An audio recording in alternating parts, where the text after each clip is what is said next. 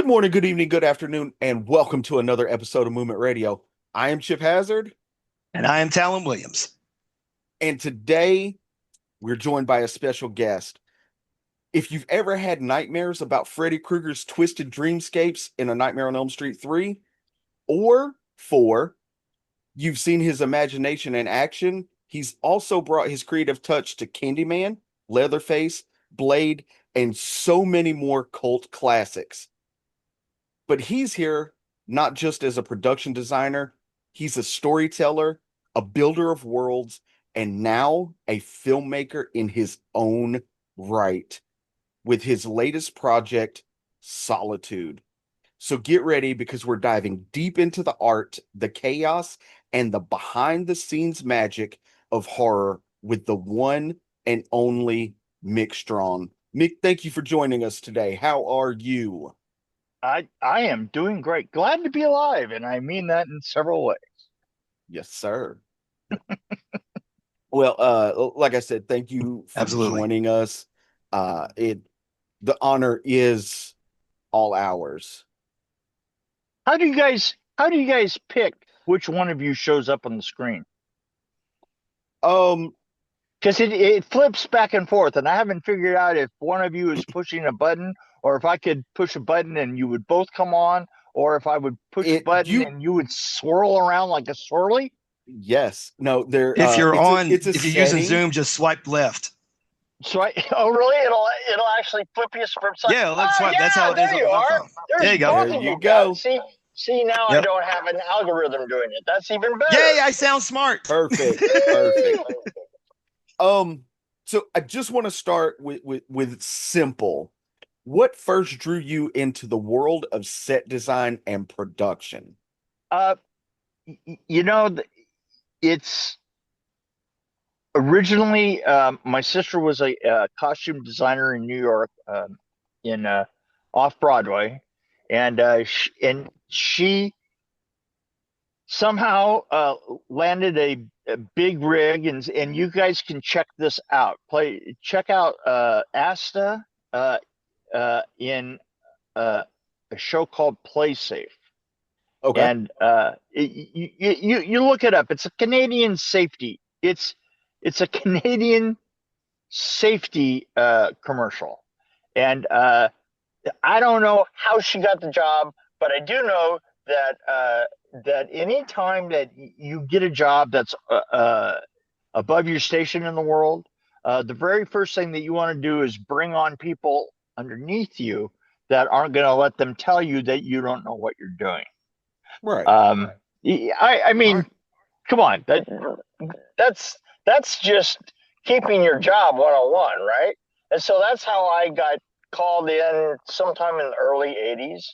And you ought to take a look at that project because I have Canadian friends who said that the little safety commercial that we did played every afternoon on Canadian television for 30 years straight. Wow. It's like I was so blown away. People were like, "Well, Not here's the bad. thing." And I was on this podcast like 3 years ago, and they were like, "Dude, you so you scared me. You scared me when I was in elementary school, as well as later on when I went to see the Nightmare on Elm Street. Is that what it was?" And I said, "Well, not intentionally, but yeah, I didn't even know it existed. I didn't even know that it still existed or there was any reason for it. And there's such a following behind it. It's the weirdest thing. So that's and the thing is I had my father was a contractor and I had that, but my mother was an artist and I had to run for a couple of years in college and I just decided to I had a wife and a couple of kids, and the next thing you know, I was living in my VW van on a stage down in LA, uh, and I thought, hey, this is fucking really cool stuff, and I just went from one gig to the other. I did weird. I there was this. McDonald's had this commercial set back then where they had the professor. I don't. Do you remember the professor in the McDonald's commercials? I Well, do. if you remember, there was a commercial that went on for ages that had him in this observatory, right? And he's Yeah. looking through this. Looking through the telescope, and he's looking through that, telescope, right? And the really funny thing is we were doing. I had just walked out of um, the Asta commercial, right? The PlaySafe commercial, and uh, we had just kind of like finished that up. And as I was walking across to my van, I saw them there. There was something going over there, and I thought, well, maybe there's a chance I can get some work. And I walked in, and the production designer happened to be on the set, and in walks the set decorator, and she had a telescope, right? But it was a telescope, like you go to the store and buy a telescope, right? Yeah. And it was like, big, but it was big, modern telescope, and and I immediately went, "Wow, that's not the telescope you'd want, right?" And the production designer turns to me and he goes, "Yeah, right." I go, "Well, you want the Jules Verne telescope, the one with the big gears and the huge thing, and it comes down, it gets smaller and smaller and smaller, and it's not particularly Exactly. straight, but it's got all those rivets and shit Yeah. like that on the side." And he says, "Yeah, but we're filming in the morning. This is the shit that people are bringing me." And I was, well, I said, "You give me $300 and I'll figure a way to put that together." And I did. I literally took the air conditioning system apart out of the stage because it had a lot of these really big air registers and shit like that, Yeah. and all these big enormous pipes. I went and built the whole thing, and then I took a trash can. I made a trash can and cut it in half so that I had the base of it, Yeah. and went out and just sat there cutting pieces of neoprene rubber that I got at an auto parts store next door. Neoprene that they use for gaskets, right? Yeah. Yeah. Yeah. Just glued them all over it and spray painted it. And he walked in and goes, "That's what I wanted." And I thought, yeah, I think I got this. I think I got this Hollywood thing worked out. And I just kept Right. going. So Oh. at what age did you think to yourself, like, man, like when did the creativity begin? Like, how young were you when you realized, like, what, I love being creative, I love creating things? Like, when did that first spark for you? I was always doing. I was a photographer, and I remember I think probably one of the first things that I made is a kid. I can't. I was like 10 o'clock or 10 years old, and the neighbors across the street had put their TV set out to be taken away in the dump, right? And I took that and put a big tongue, made a big tongue that came out of it with teeth in the mouth of it, and had it sitting up in my garage, which my dad would never go in the garage, so I took it over completely. And Oh, wow. I had just had a whole bunch of stuff like that. Yeah, still, just I still occasionally just make something artistic, Yeah. Yeah. or Okay. autistic. It could possibly be one or the other. Right. You Right. you don't know. I mean, some people have accused me of both. Yeah. Same here. Yeah, Same here. right. So when you were first starting out, who were some of your biggest influences and mentors? My, I worked. Oh man, I worked with a guy named Taslo Bauer for a long time. I worked with my sister, She was more of a set dresser, and I dragged her more into. It's funny because I got to town and almost immediately I was the one that was getting her jobs. In fact, I got us Nightmare on Elm Street 3. But my inspirations from being a kid all were the original, um, uh, the original black and white Frankenstein and Dracula, and the film that I loved the most, which was The Invisible Man, the The original Invisible the Man. original Universal monsters. The Yeah. original Universal monsters. There was something, and it's really funny because in the end, I always said it was just those films that inspired me. But later on, I kind of found out that was particularly one guy that did it because I can't think of his name, Watley, something like that. He was the director. If one of you guys got a minute, look it up. The guy who directed Frankenstein. Uh, I have to have the name. I have to have my kingdom for the name. Yes. James Whale, the 31 version. James Whale. James Whale also did. Uh, he did that one. He did Frankenstein. He did Bride of Frankenstein. Mm-hmm. He was the production designer and he was the director. But he did that one. Did Bride of Frankenstein and did Invisible Man. And he had this amazing sense of humor to what he did. His horror films had a sense of humor and they had such a great sense of style. All of his films, all of his work could be all this crazy stuff, but at the same time, it always had a perspective point of view kind of thing. Yeah. Mm-hmm. The thing that I learned from him, and this might be a little bit art nerd shit, but I We're kind good. of okay.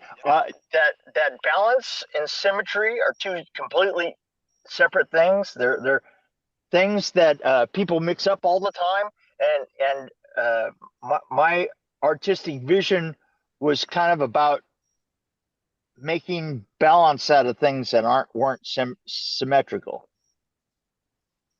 Yeah. Things that are hanging up just barely over you. Dr. Seuss was a big influence on me. Okay. I know that sounds really pretty weird, but at the same time, No. when you look at things like the Mortal Scorpion's Lair from Mortal Kombat, Yeah. that kind of Yeah. things. The cockroach scene in Nightmare on Elm Street 4, the staircase down to hell in Nightmare on Elm Street 3. All those are super exaggerations of simple ideas, Right. and that's Right. kind of what Seuss did best, right? Yeah. I mean, Seuss was a Yeah. genius. I have always said he was well before his time. Oh my God, Yeah. yeah. He took the mold. He took everything that was going on at the time and just completely broke it. And if you go back to like some of his early drawings that were like he did all these great drawings for this bug spray, and they're amazing, right? Oh wow. Was it Raid? Uh, it was called Flit. And it was weird. He did this advertising campaign for Flit, and he had all these just.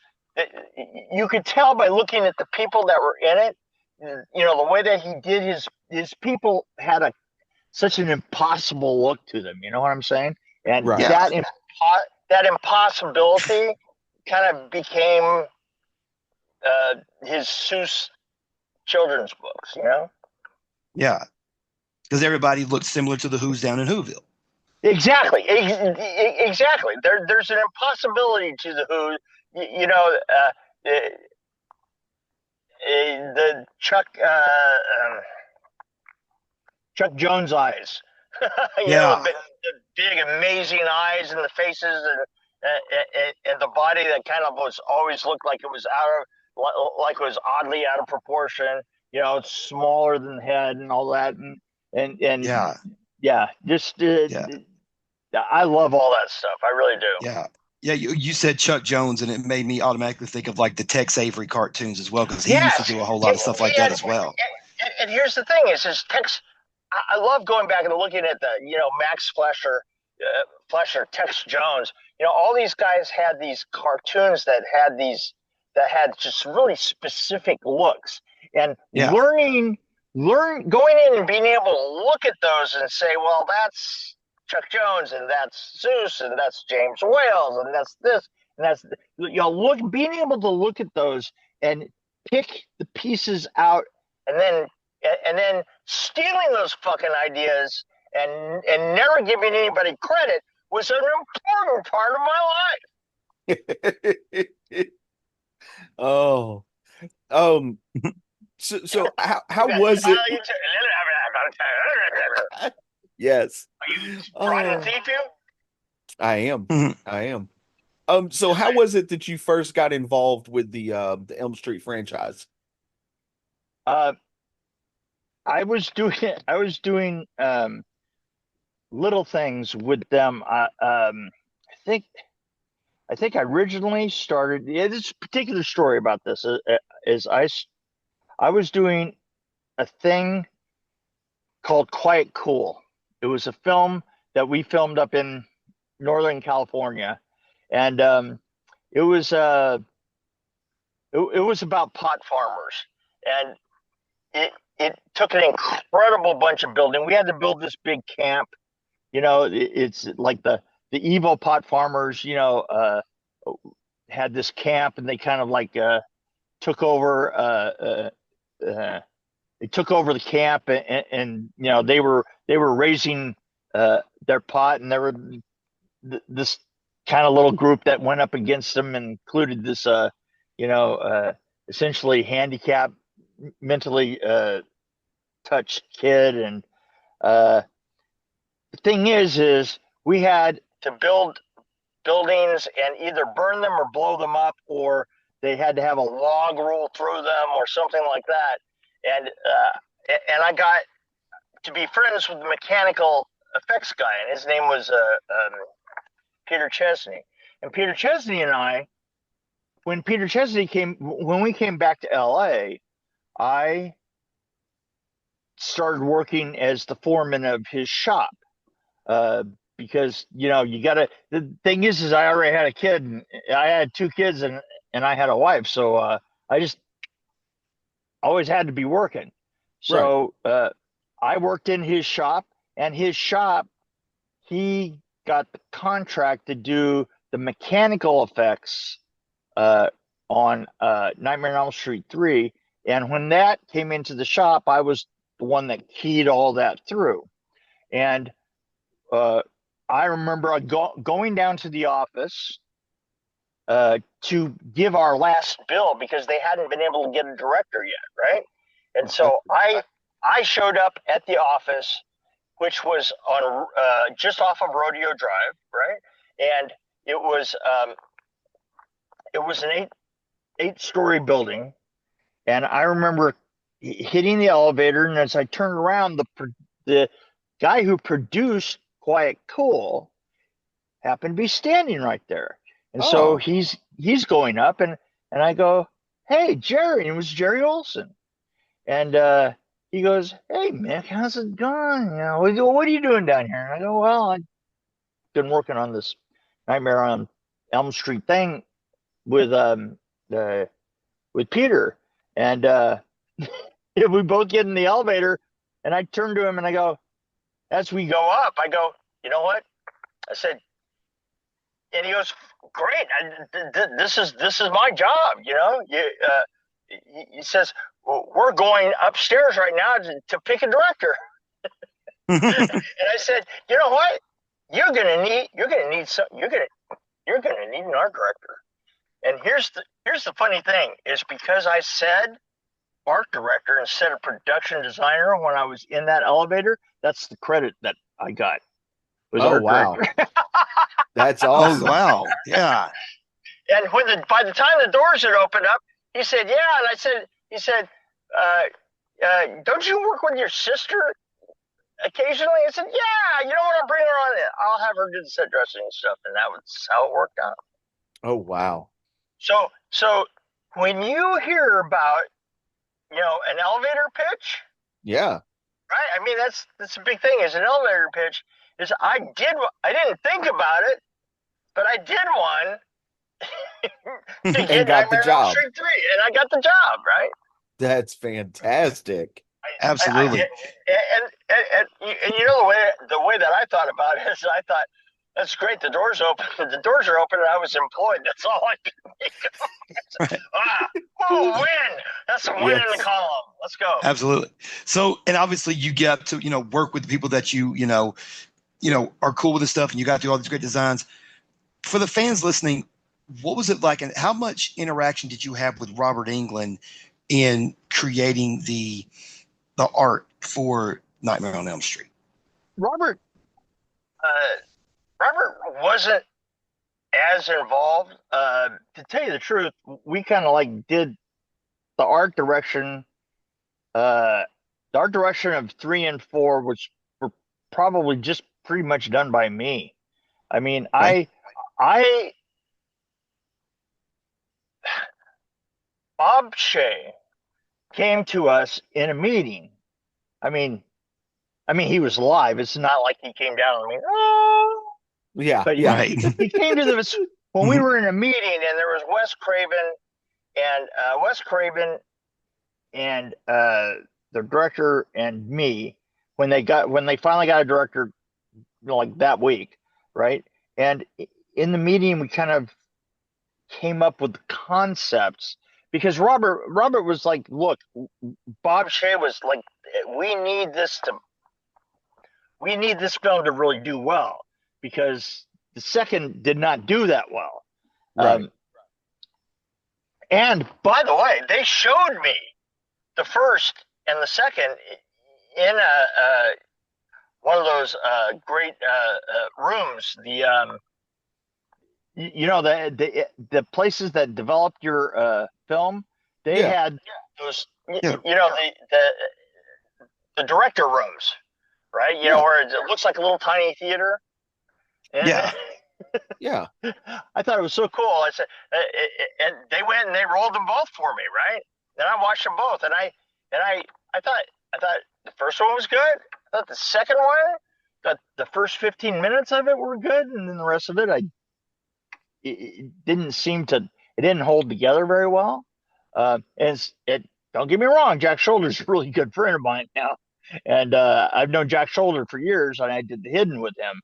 But Right. I still didn't think that film held together very well. But so anyway, we had to come up with concepts that this film would be a big reset for the whole for the Nightmare on Elm Streets. And Wes Craven came up with the concept of pulling. He took care of the Superman problem. You know what a Superman problem is? Nobody can defeat. Yeah. Basically he's got every power you can possibly imagine, right? He can fucking turn back time, right? Come on. So why is anything a problem for him? He's only got one thing that creates any interest at all, and that's kryptonite, right? Well, Right. Freddy had the same problem because eventually you just gotta fucking go to sleep. Yeah. And Freddy wins, right? End of. So Craven makes it so that she can pull people into the dreams, Yeah. so that she's basically got reinforcements. And then it kind of like so that was a game changer. I mean that really put the tension back into the film, and created a huge part of the rest of the films as they were, right? Yeah. Yeah.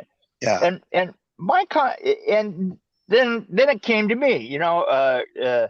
I told him that I didn't want to be, how do I put it? I didn't want this to be shot on locations because the locations didn't give you enough room to create dreamscapes of any sort, right?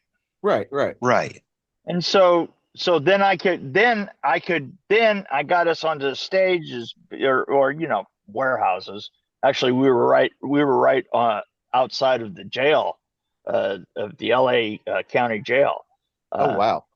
Which our grips were always in weekend jail. Back then, LA had weekend jail.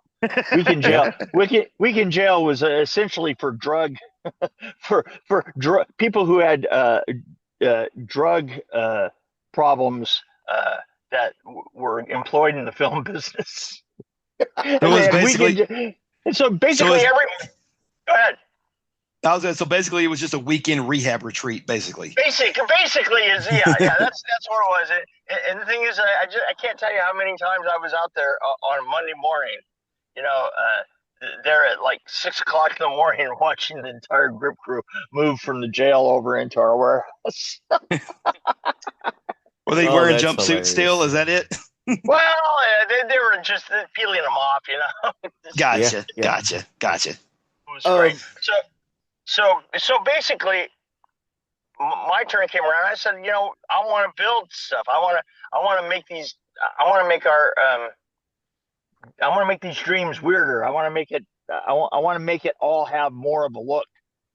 And then at the same time, in my concept, these were essentially road pictures, right? I mean, they all had a journey aspect to them, and I exaggerated that, and I made the journey the most interesting thing. Yeah. So that's what I did on three. I kind of considered it a little bit like something wicked this way comes. Like you're going through that festival, that's set out in a cornfield. And then by the time we got to Nightmare on Elm Street 4, I thought, well, now we're just gonna fucking make it Disneyland. Right. Was there ever an idea or a concept that you thought of and they were like, that might be a little bit too far, maybe? Or have you ever been? There were all kinds of, I mean, ins and outs, and we were always fighting budget, of course. And I remember on 3 we were fighting a lot of budget problems because 3, I mean, literally, I think I had $175,000 budget, which, considering what the film looked like, that's just an amazingly zero amount of money. Yeah. 4, I would kind of like had a never-ending budget because we really didn't have a script, and any idea you came up with, they'd fucking make it. The only problem was that on 4 they all had to be practical. Can you guys guess why that would be? I mean, Easier to make, less money. No, close. But here's the thing: the problem is that Bob Shea already had a release date, right? And he didn't get the release date until like the beginning of the year, and so we started putting things together in February, and it was released on August 18th. So everything was pretty much rushed. Right, everything was out, and so basically what we had to do is we had to hire everybody in town all at once. Dude, that's what, there were so many effects people that worked on that. You had Beekler, you had Screaming Mad George, you had Peter Chesney. I can't even go down the line because it's just vast. I mean, everybody had like one little piece of the pie, Oh, wow. And so it was my job to pull all those things together as well as build the sets and conceive of all that stuff. So, but because of the short period of time, we only had time for a couple of optical shots. Oh, wow. Yeah. Okay. That's the way. Okay. That's the way it goes. So You've mentioned the dreamscapes numerous times, and I was just wondering what was the biggest creative challenge in bringing those dreamscapes to life? a lot of times it had to do with it's it's kind of a problem that you don't have now, but you basically had then, is Hmm. that you had to do everything practically. So everything had to have a so almost as you came up with it, you had to know how you were going to build it, how you were putting it together, how you were going to shoot it. Um, uh, and it's not like today. Today we can do just about anything, right? And back Yeah. then, the thing is, you would have to take something apart according to the storyboards, right? You would lay out Right. storyboards. Peter Von Charlie used to be the king of storyboards, right? And he would sit down between me and the directors, and we would figure out, you know, what a series of shots were, and then we have to go in and figure out how to do each one of them. And that's the most difficult aspect of it back then because it wasn't like now.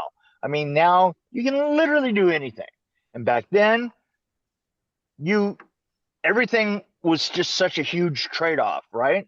Uh, Right. you, uh, I, I give you just an example of how complicated it could get. Uh, the sequence of on Nightmare on Elm Street 4 of her going inside of the theater. Hmm. Alice goes inside of the theater. So that first shot, she's in the theater. She's in an actual theater, right? And Right. it goes up to a point that she goes up to the balcony. Now, when she gets up to the balcony, there's one shot of her that was shot there of her losing her shoe, right? Okay. And basically, what we did is we threw the shoe at her foot and let it film in reverse, right? So Okay. we did all we had to do was hit the shoe because because of the timing we could be close up on her and then we could see the shoe flying backwards, right? So so that's shot at the theater. Then then we go and we reproduce the upper balcony completely. And we produce it on a couple of tractors so that it could be built up and uh, it, they're called load lifters, you Yeah. know, Yeah. the Yeah. booms that go over your head, right? You know, and we put Yeah. them on those so that we can boom them up like this, and everything falls forward. So she falls forward as the boom comes up like this, and we can look at everybody else that's belted in to their seats, and the popcorn falls out of her hand, and that was literally the whole set is tilting up with the lights and the camera. Everything is tilting at once, right? Wow. And then she falls forward. Then the the um the edge that she's holding on to, the edge of the balcony, right? We then cut that out and we take it back down to Hollywood, and there was an 8-story building there that they used to store minks in. That was just a solid. It was basically an 8-story refrigerator, right? Didn't have Okay. any windows. And what we did is then we took the beam, we took and made fake beams and painted them up really nice to look like the ones that were in the theater that we saw in the wide shot. And then we take a crane, a full crane, and lift that edge up 8 stories, and the camera comes up on a boom at 8 stories and then falls with her as she falls and hits the green screen, goes through a paper green screen to hit the bag, and that is got the projection of the Crave Inn on it that she then shifts into, and now she's at the Crave Inn. Wow. So she's not being sucked in, she's actually falling. But it looks like the screen sucks her in. Wow. That's awesome. How long did it take to create that magic? How long was that the actual time?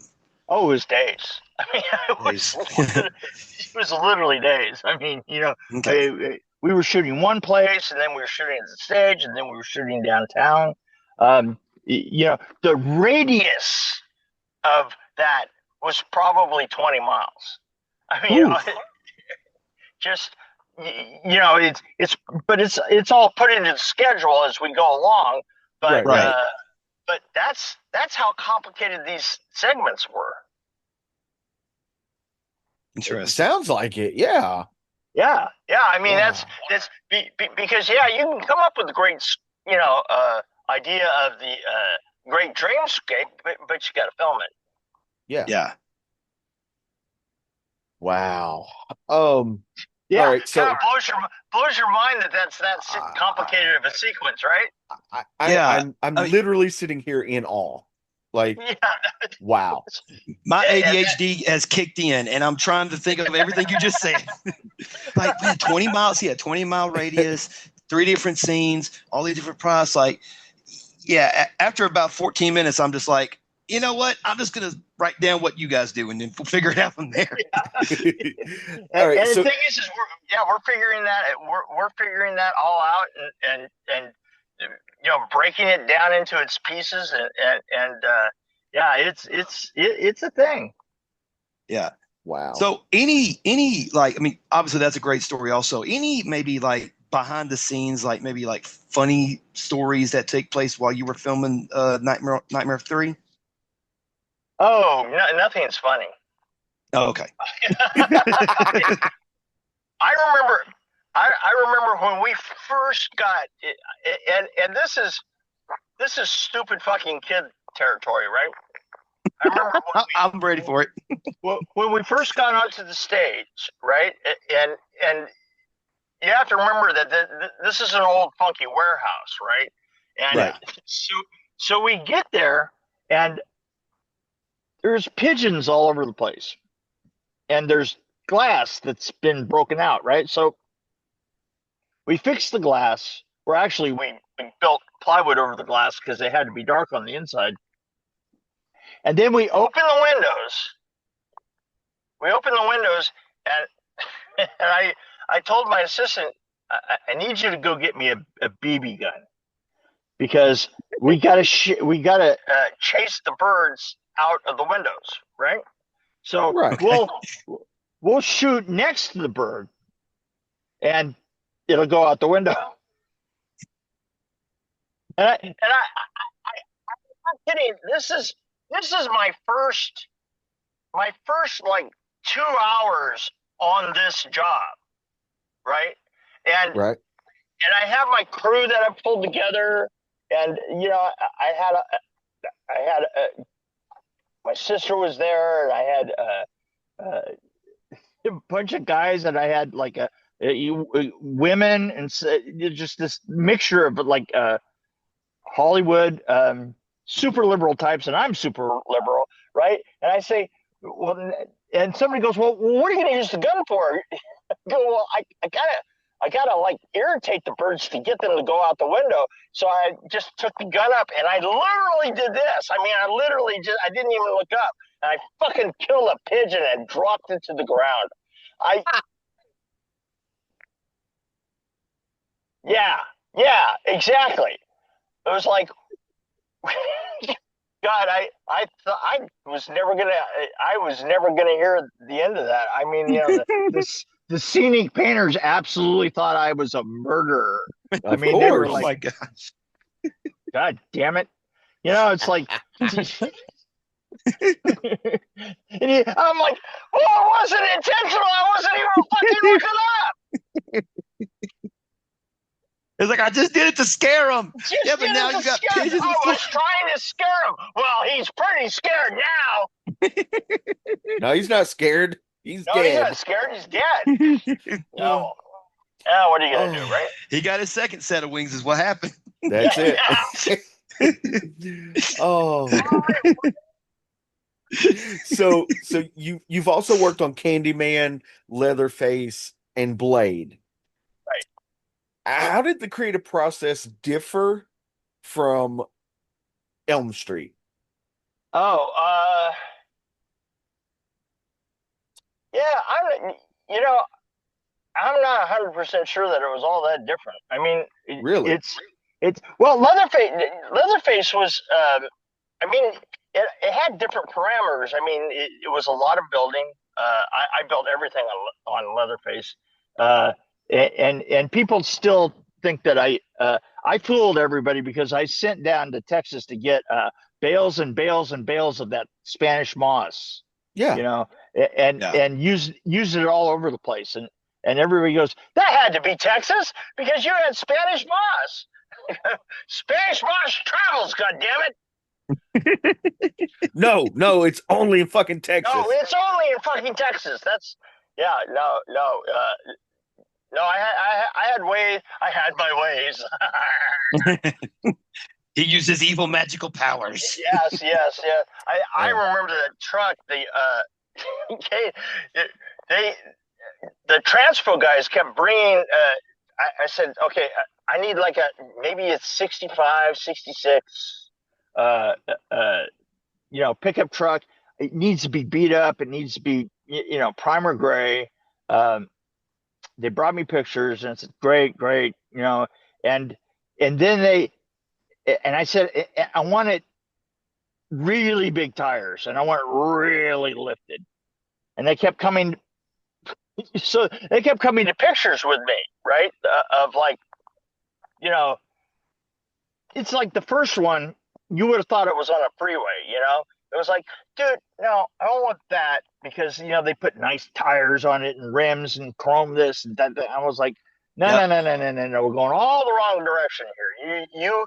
I want this to be like literally, I want there to be a fucking piece of a railroad that they fucking cut out the rail and they shoved that up underneath there and jacked it up as high as they could possibly go and put that there instead of a shock absorber. You understand?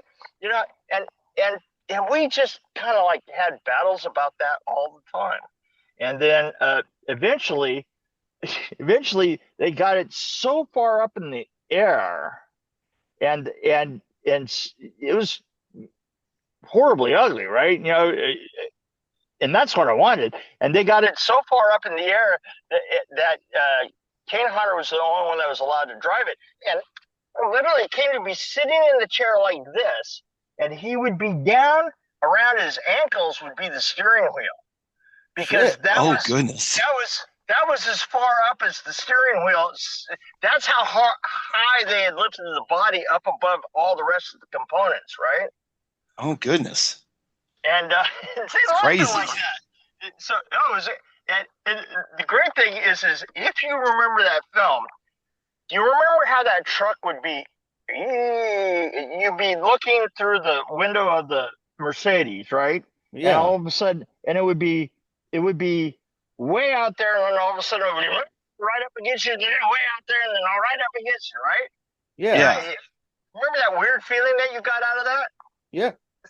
First time we shot it, we were going down the road, and we get to the end of that road run, right? That was out in the hills out there the field out there, and we were on a road, and he's running up the field, and Jeff goes, taking the headphones off. This is my imitation of Jeff taking the headphones off. Is taking the headphones. Goes, okay, Kane, that was pretty cool, but I want you to try, dude, give us a straight line this time.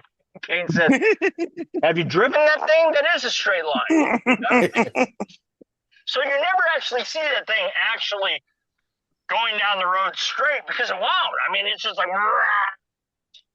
right. Yeah. Yeah, it's crazy. The perfect piece of shit, right? Yes. Perfect. Beautiful. Yes. You did Chip just mentioned a minute ago, you did work on Blade. Which scenes particularly were you responsible for in that movie? One. Which it was the bloodbath scene, right? The bloodbath scene. Yes. I knew it. Walk me through that, please. Walk me through that. What was the process and the thought process going into that particular scene? You know what? My only guide for me was, and I was fanatical about it. I said, the thing is I want the blood. I want to drop to hit you, and it just stays there. It doesn't rivel it down like it's 90% water or anything like that. And Yeah. because of that turned out to be a huge challenge. And it took us months to get the right combination of methocel and ultra slime and water and glycerin and red food dye and then eventually we had to chlorinate it. We had 3,500 gallons of it that was pumped through two enormous Honda gas powered pumps. Um, Yeah. and and the thing is we had to pump it because it was so thick, and I wouldn't let it be thinned down. We had to plumb everything through 1.5 inch pipe. So we used 1.5 inch pipe to do all of our plumbing, and then they would come down to the heads that the fire heads, right? Yeah, yeah. Yeah. Thing is it wouldn't work with a normal size fire head. It wouldn't work. So what we did is we went in and got these dough making heads that were like this big, that they literally push bread dough through them, right? And they're about that big around, with the 1.5 inch coming down, and then we built that frame and the plates for it, and the plates were about that big around. They don't look it, but it had to be that big in order for it to spread like it was thin. Yeah. In order to make it look right, that's what it had to be. It had to hit that and splash and go out like this, and it wouldn't do it in small because it was just too thick. So all the heads were built by hand. All this stuff that would, I mean, it was the most custom shot you could imagine. Yeah. Plus, then it had to go out down the drain system. It then had to be recirculated. It had to be chlorinated because it went over all these bodies and stuff. And we literally shot for a week. And we used our backup services. We used firefighters' trailers. The rural firefighters that go up in the hills. There are these big support trailers for them. It's like a changing room with a shower, and we had 9 of them. I mean, those pulled by 18-wheel, the big 18-wheel diesel rigs went all the way around the studio in order to support that week of shooting. Wow. Oh, goodness. I remember very specifically because I love the movie Blade, first of all. It's one of my favorites, in my top 10. But I remember that scene very specifically is where the girl lures the guy into the club an area, and they got the EDM music playing and everything's cool, and he's doing his thing, but all of a sudden he feels like the little trickle of blood. But when he sees the blood on his hand, the music starts to lower a little bit, and all you hear is just a tremble of just the synthesizer, and it's almost like it's a buildup. And if you're watching it, he's confused looking around, but you see all the vampires lifting their hands up like it's fixing their hands up. Right, and then when the bass drops and the DJ, screams, that's when it hits. Yeah, and then everyone's going crazy, and I'm just like, this is the coolest scene I've ever seen in a movie. This is so crazy. And then it goes like the guy's freaking out. He don't know what's going on. He looks over. The girl that came with him, she's like, "What's wrong, baby?" And then he drops down. He gets punched in the face, and then he starts crawling. Then all of a sudden, it's like when Blade shows up, everything stops. Music stops. The faucet stops, and then it's like, all right, Wesley Snipes is here as Blade. Big people are fixing to die. This is going to be a great movie. You know what I mean? And the blood is so right. It was to me, but that's got to be a record for the amount of blood used. I think that on one of the Evil Deads they used like 2,500 gallons, but the blood looked like shit. It left little rivulets, and it was big. It was thin, and it just kind of looked like they used Kool-Aid, you know? I Right. think it was Evil Dead 2, I think is what you're thinking of. Yeah, Because yeah. You Army of Darkness, needed, I think they did a better job there. And Army of yeah, Darkness than they yeah, did for Evil Dead 2. yeah, yeah. But I wanted it to look a certain given way, and yeah, it was a challenge, and the director was such a dick that basically when we got that done, I kind of like faded out and said, "Yeah, guys, this I got to be able to find something else to do." Yeah. Right. So has the shift from practical effects to visual effects changed the way that you personally think about production design? Uh, it's certainly a lot easier. Uh, yeah, I mean, really, back in the day, it was it's funny. It was back in the day, everything was fucking heavy. Yeah. I mean, just everything was heavy. You made it heavy. In order to last, because filming is a brutal thing on equipment.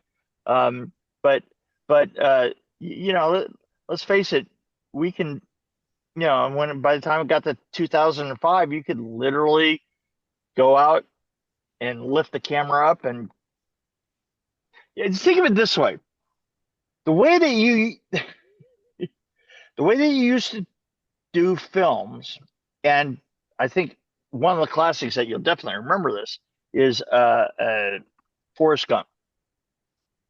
How do you Yeah. how did you get into the film Forrest Gump? Is you followed this feather down, you were on a crane, right? You Yeah. followed this feather down,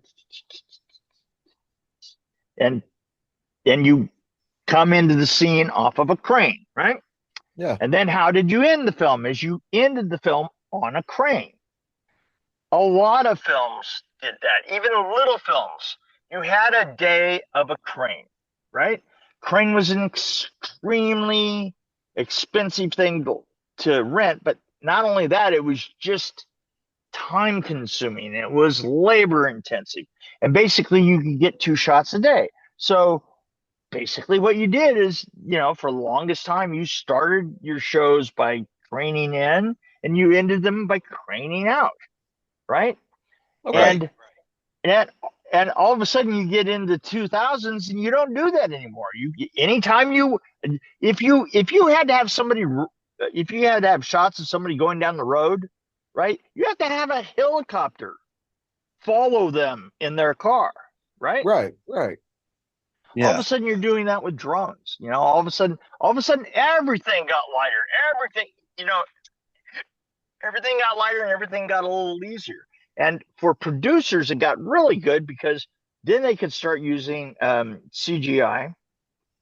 And, you know, as the 90s progressed and you got more sophisticated with CGI, then you didn't have to consider. I mean, it used to be the most complicated things that you did on a set were your special effects. And that was Right. where all the brain power went. And so to a certain extent, your effects were actually your better shots because there was just this overwhelming amount of brain power that went into those shots that didn't have to go into the typical uh, wide shot, 2 shot, close up, close up, close up formats. Um, so then all of a sudden, towards the end of the 90s, it got to the point to where they could just walk away from it and they could reproduce all the effects in post, and that put a lot of the uh, creative aspects of it, kind of tilted it towards the producer, because the producer could go and do a sequence, right? And so they could kind of like do it the way that they wanted, and they started to do that quite a bit. But it doesn't make for a good sequence, and we all learn that because so many films in the you know late 90s and the early 2000s were done all CGI effects, and it just doesn't work. I mean, there's no there's a visceral thing missing. And I think that these days, I think that in terms of design and effects, that we've gotten a much better balance of still using practical effects and practical set pieces to set us up more correctly for doing a CGI shot or using the CGI to enhance given bits and pieces. Yeah, but that also leads to another question. That the same battle is going to be for AI. Well, that's exactly what I was fixing to ask you about with the advent of AI in the entertainment industry, because you see it more on social media, you see it in music, you see it in movies and things of that nature. Where do you think it's going to go? Do you think, because obviously people is like, well, we use it as a tool, and there have been issues with people who have went on strike, the Screen Actors Guild and all that situation that's happened in the past and stuff. Where does it go from that point? Well, that's going to be a constant battle now, isn't it? I don't know how it's going to spin out in the end. But all I do know is that effects and CGI kind of even themselves out a little bit, Okay. And I have a feeling that we're going to have kind of that at the beginning of AI, but then eventually the robot's going to take over and steal our souls. Skynet is real. Skynet is real. Skynet is real. Yes. Mm-hmm. Just saying. You know what? It reminds me of news radio. I don't know if you guys are a fan of news radio, but the old comedy show back in the day. Yeah, the old show back in the day. Yeah, they had a space. They had a space episode, and yeah, okay, I remember that one. Yeah, they had the robot. You remember they had the baseball. Yep, I remember. The baseball was the robots against the humans, and yes. it was, for the longest time it was the robots against the humans, and then so I have to make this go away.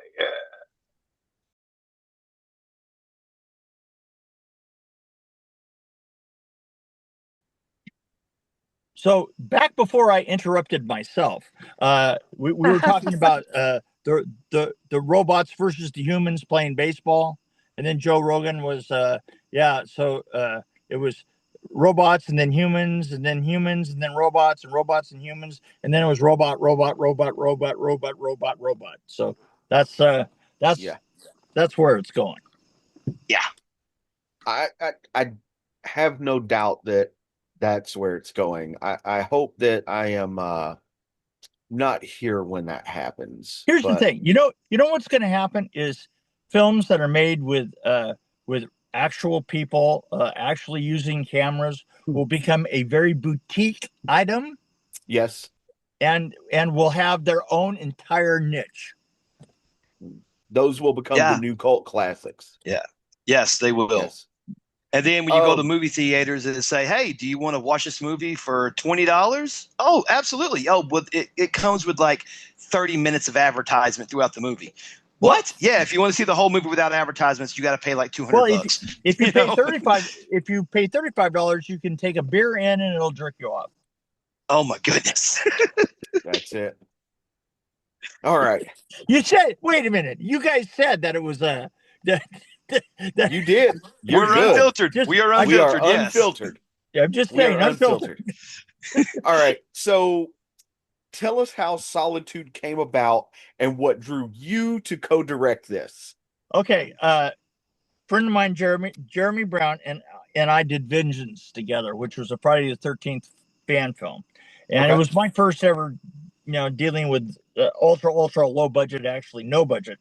And I started working with Jeremy, and I was kind of his first AD, and kind of I knew kind of more about how to put set stuff together, and he knew story stuff really well, and we decided that we would do another film together, and then he spent about a year messing with Solitude, messing with the script,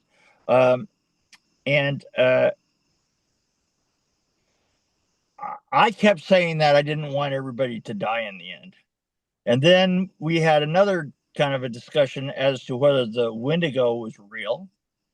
Right. And to tell you the truth, we never solved that argument. It was an argument discussion, and basically what we did is we kind of put the film together and didn't even try to solve it after a while. Okay. So in the end, it's left up to you as to whether there was a Wendigo out there or she was just out of her fucking mind. Okay. But it was based on Alone. In fact, some of the other characters that are in the film are actually from the Alone show, and Okay. are some of the most popular people in it. So we've kind of have those people in our pocket to come and see it, and it kind of lends itself to the veracity of how it looks and how it feels, and the way that we split everything is basically he was the overseer of the script and kind of would prep the actress and then hand her over to me, and then I would direct the scene and kind of like keep the effects and the lighting and the blocking under control. So that's how it worked. Okay. Yeah. Well, Do you feel like? Go ahead, Chip. Sorry. no. Go ahead. Go ahead. I was gonna ask. Basically, co-directing the movie. Do you find it is more stressful than just working in the artistic side of it, or do you find it a little bit more easier because you can delegate more? No, it's not. I'm not 100% sure that I mean, the thing is I have directed many times, but normally it's either something that it was either second unit or it was for Disney, and it was things that I can't talk about because I signed disclosures and had lawyers read them to me. And I'm afraid for my life if I actually, because you don't want to mess with Disney. Does he freeze like that often? Yeah, is that kind of a thing? Is that kind of a thing for him? Because you could go over there and probably get a chisel out and chip his cheeks off. Probably could. I'm just saying. Yeah. So No. so that's kind of I mean really 90% of that film is up to Sam Vincent. Because she's alone out there, as based on the show Alone. So I thought she did an amazing job. I mean, it is a very small film. It's very little money, but I think in the end that we kind of achieved something. It looks good. It's I particularly like the end a lot. It's interesting. Yeah. So what do you hope the audiences take away from Solitude? What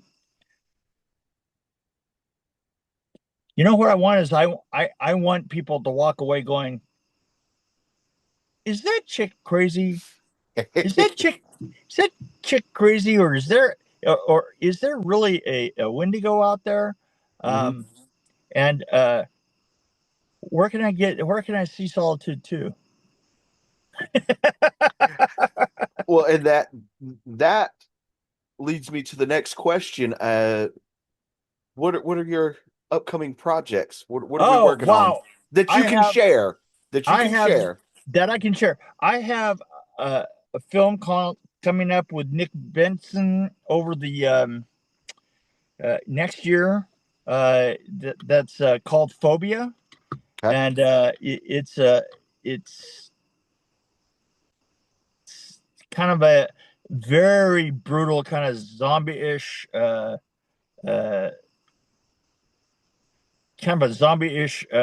vampire-ish film. That should be really, really interesting. It is very brutal. And then I have Pig Hill coming out, and Pig Hill is a very brutal film. What am I doing all these brutal films for? I'm an artiste. Anyway, I production designed that one. I will co-direct. I won't co-direct so much as I'm going to sit on Nick Benson's. I'm going to sit beside him and go, dude, you can't do that. You don't even try that. And then Rougarou is coming just about this time next year. And Awesome. Rougarou is very interesting.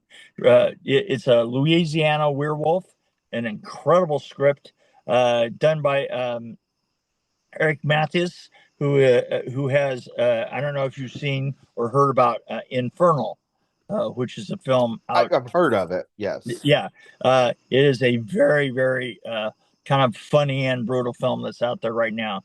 And so, funny, brutal. Okay, I'm here. Ha ha ha ha. Correct me if I'm wrong. You also have a book out there, right? I do. I have a Yeah. I have a book. I don't know how many of them I have left, but I wrote a book about Nightmare on Elm Street 4 because I thought it was such an interesting film. I thought it was the start of so many people's careers. Mm-hmm. You know, I mean, we did our best to get all these young kids together. And I remember I was 30 years old and I was like the oldest thing on the set. I was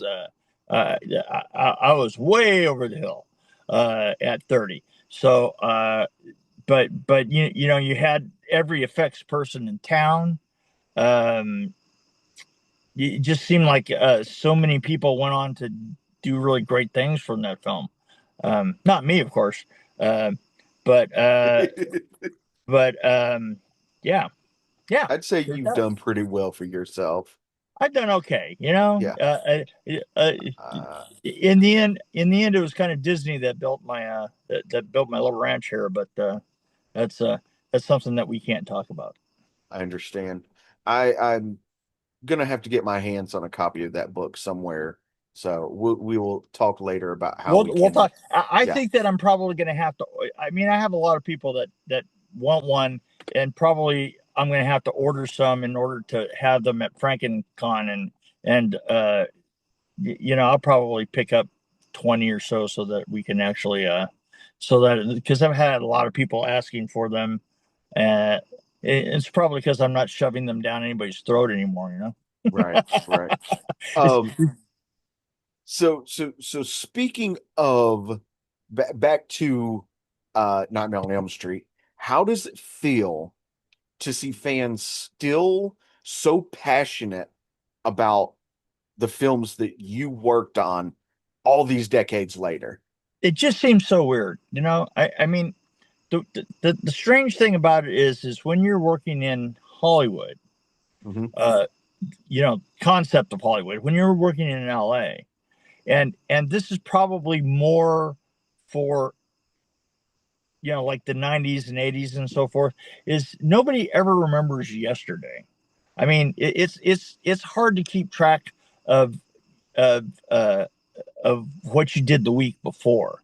So the concept of anybody remembering something, because I think that's part of the reason that you don't see all that many cons. You don't see that many horror cons in the LA area. I mean, San Diego has like Comic-Con, right. But you don't see like I'm out in Nashville now, and I swear that, you know, within a 3-hour drive of me, there's a con like every other weekend. You know, at least. It's absolutely crazy. It's completely different. You know, I don't know what the difference is. I mean, I don't think LA lends itself to the concept of horror quite as well as the East Coast does. Right? You know, it's because it's sunny and cheerful and it's all, you know, pretty much the same. And, you know, everybody looks gorgeous and has, you know, perfect teeth and all the rest of that. And I think that this area, you know, the East Coast has more of a kind of lived in groove. You know what I'm saying? Right. Yeah. People can watch The Hills Have Eyes and be like, hey, I saw them people in Appalachia just the other week. You know? That's right. You know, I don't know how that can be scary. It lives right next to me, you know? Right? I shared a beer with him last week. We watched the Tennessee game. Sorry, my cutout. My phone died. I apologize. I had to go grab a charger real quick. That was my No, fault. hey, we're all having our problems here, you know? Yes, We you're are. good. Yes, You're indeed. good. So you do go to conventions, horror conventions, I and do. everything. What is the wildest fan interaction you have had at a convention?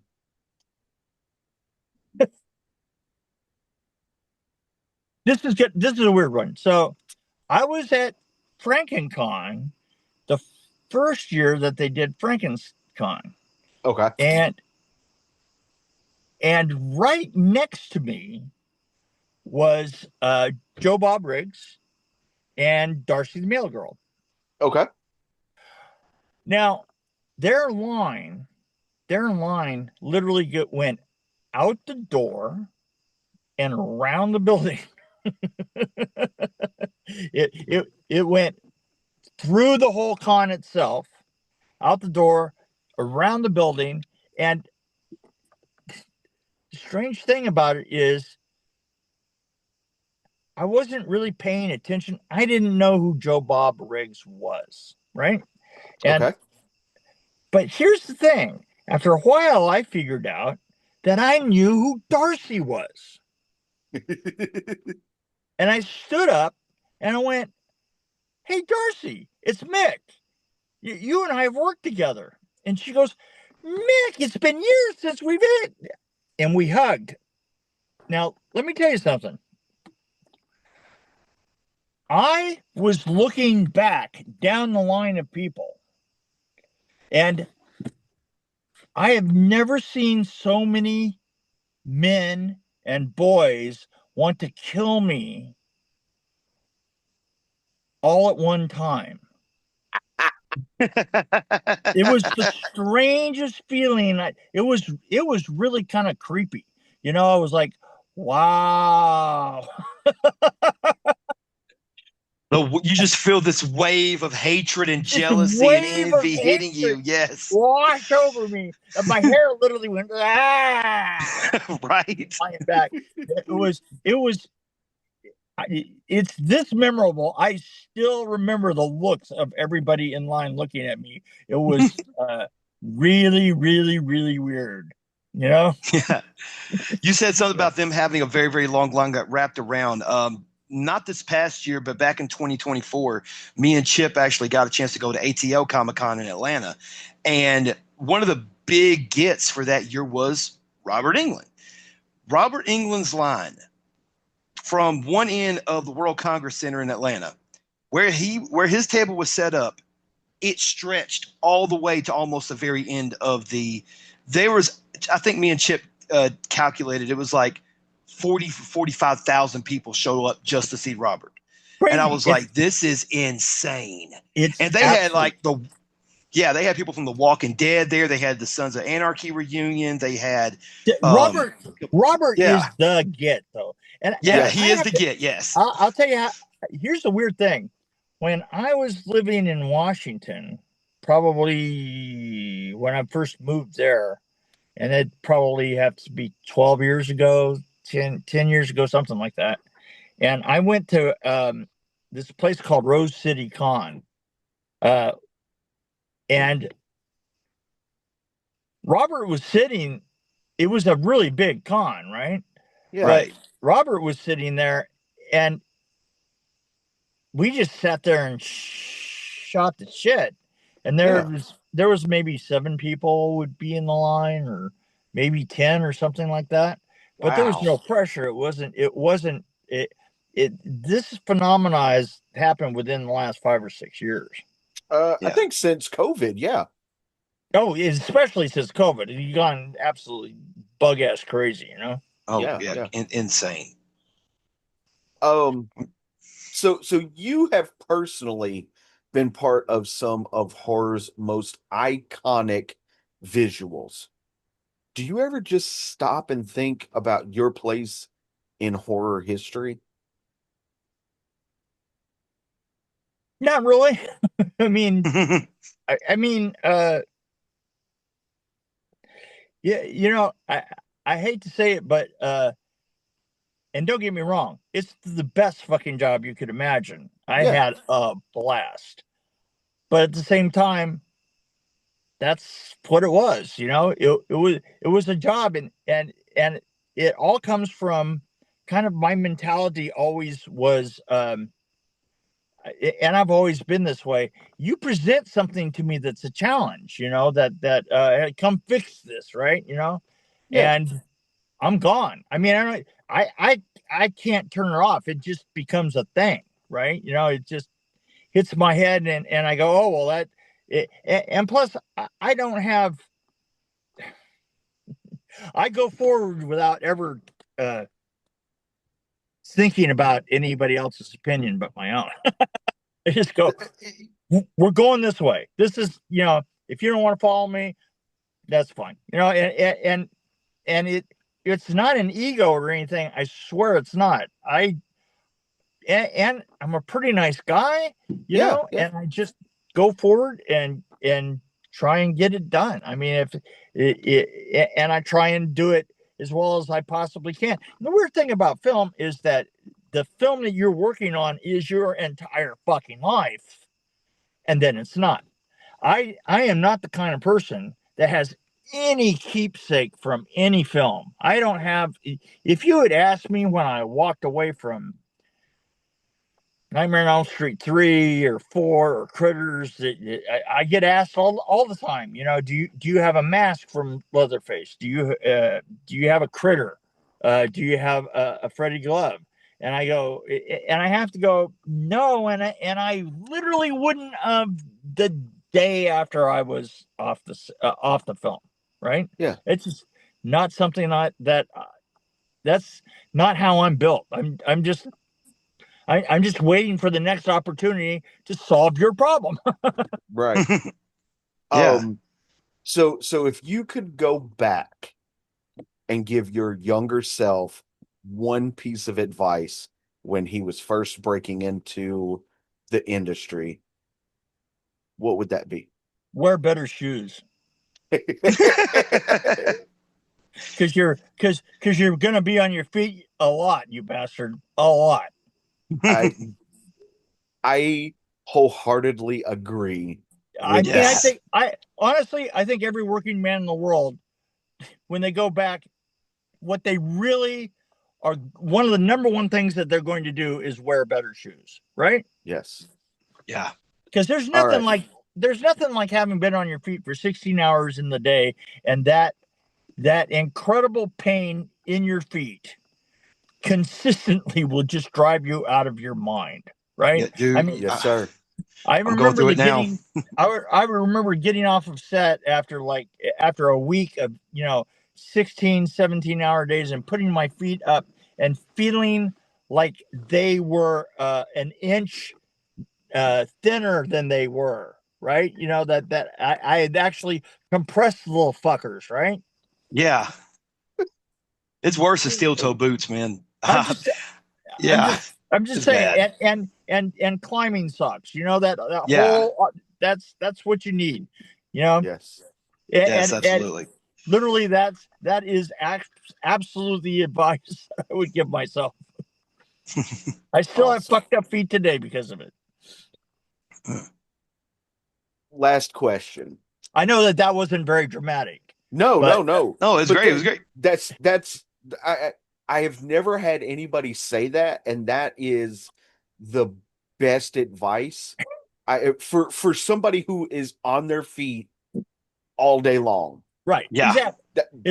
It's the best. Yeah. And you don't think about it until after the fact. Yeah. It's like you just punish yourself all the way through and going, God, I swear I wish my feet didn't hurt right now. Well, yeah. You can When you were probably do something about that.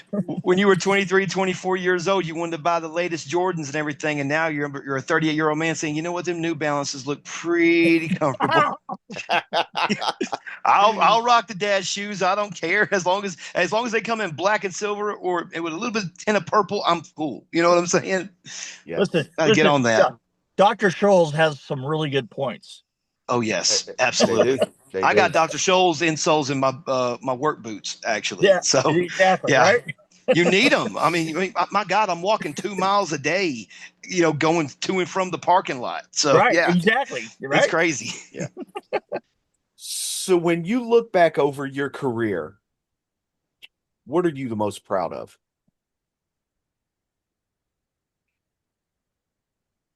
Uh,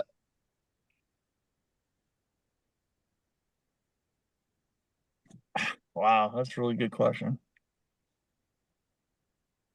I mean, I really like Nightmare on Elm Street 4, and I liked the experience of it. Uh, it was very positive. It was just a bunch of young guys just trying to get it right, and and and just working it out as you went along. Um, if it was a single set thing, I think it would probably have to be the set that I did for Mortal Kombat, because I did Scorpion's Lair, and the weird thing is everything that we did for that shoot, and we fixed up some other stuff on that film, made that film. That film, I saw the film before we had cut in all those pieces, and Yeah. and I wrote the entire Scorpion's Lair and put it together, and the concept of I brought a different concept into that film than it had. What they had done is they had actually made they'd made a video game. Yeah. Basically they put that uh, what do you call it? The pin that they fight in ring. Yeah. They put that ring out there, and they took it like they put it in all these great sets, but then they never tied what was going on in the ring to the set itself. Like everything Right. happened within the ring, and it looked exactly like the game itself at that point. And back then, Right. the game was two guys fighting, Yeah. and then the background scrolled right, and that was it. Yeah. And that's what they made, but that's a video game, and it's not a movie. And so I brought in Scorpion's Lair and kind of made a bunch of pieces that fit back into the film that made it more interact. You know what I said at the time was what was the film Montaigne, the man with six fingers, the sword Oh fight, shit. Princess Bride. Yes. What I said was, here's the thing. They showed me the movie, and I said, look, what you've done is you've made a video game, and a movie would have been more like the shots from the sword fight in Princess Bride. In other words, they flip over the rocks, and they go in and around stuff, and there's it's like the set is Moving with intrinsically them. used, Yes. and they never did that in that. And Scorpion's Lair was, and that was a huge set. I mean, that literally, I went and bought half of a freighter of Wow. of bamboo off of the docks. It took us 20 truckloads to load it over to the set, Oh over to the goodness. warehouse, and we shot that in a blimp warehouse. Wow. So it was 100 feet high, and it was 100 feet wide, 130 feet deep. Goodness. So when you look at that set, that is a practical set. That is all we did. All of that. We hung it from the ceiling back down just off of 8 condors. Kind of bit and worked it down to the ground.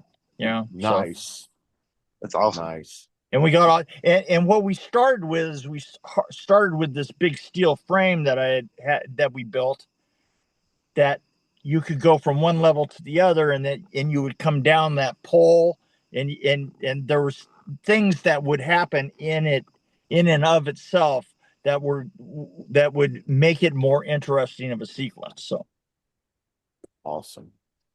Well, Mick, we were once told that the greatest gift you can give another human is your time. We greatly appreciate you giving us your time this evening. oh, anytime, my friends. It's I've had a blast. Absolutely, man. Thank you again for joining us. I don't know if Chip asked this question yet or not, because I had briefly gone away. Do you have anything aside from Solitude, anything else you have coming up that you want to tell us about? It's everybody go out and watch Solitude. Yes. Yeah, Pig Hill is going to come out a little bit later this year. I definitely have Rogaroo coming up about this time next year, and Phobia is going to start at the first of the year. And so I guess I guess I'll just keep doing this until I die. That's the goal, right? Yeah, I guess. I don't really know how to stop. We never do. That's the thing. But yeah, Mick, go ahead, Chip. Go ahead, Tal. Oh, no, I was going to do the outro, but go ahead if you have something else you need to say. No, I was just going to let everybody know if they wanted to dig deeper into Mick's work to make sure to check out his book. Yes. It's Behind the Screams, The Dream Masters Revealed. That's about Nightmare on Elm Street 4. Also, go watch Solitude. You're definitely going to want to follow for what's next. I do know. And if anybody has a question, and I tell you, there's something else that I do a lot. I fix scripts for people. Okay. And like I say, that thing about, I'll fix anything you put in front of me. Yes. You can, if you send me a message, just go to Facebook and find my messenger and send me a message, and I will, for a nominal fee, I'll look at your script and we'll figure out what the fuck you really were trying to do. Yes. He's reading is like, oh, okay. I can help you for 6,000. Yeah. Oh, it's that bad, huh? Okay, I get it. Yeah, I understand. I understand. Just highball me. I get it. Well, I honestly, like, I read the first sentence and I think I had a stroke. Yeah, exactly. But yes, ladies and gentlemen, once again, thank you guys for joining us right here on another edition of Movement Radio. Mick, thank you for joining us. We really do appreciate you taking time out of your busy schedule to be with us tonight. Thank you guys. Chip, anything else you want to tell us before we get out of here this evening? Yes. If you enjoyed this conversation, please do not forget to like, comment, share, and subscribe. And let me know in the comments below, what is your favorite Mick Strawn film or art production? Absolutely. Check us out on all of our social media platforms. Check out movementradio.us. We are back up and running. The merch store is up. We got a lot of great merchandise there, a lot of good designs, more designs coming in the near future. So be on the lookout for that. Once again, Mick, thank you so much for tuning in tonight with us. Thank you so much for this has been a great conversation. Really do enjoy all the insight and all the practicalities of the industry, man. And again, can't thank you enough. We really do appreciate it. Thank you very much. I had a great time. Awesome. Appreciate it. So thank you guys once again for joining us, and we'll catch you in the next video. I'm Talon Williams. I'm Chip Hazard, and he is Mick Strawn. He's Mick Strawn. And this is Movement Radio. God's plan.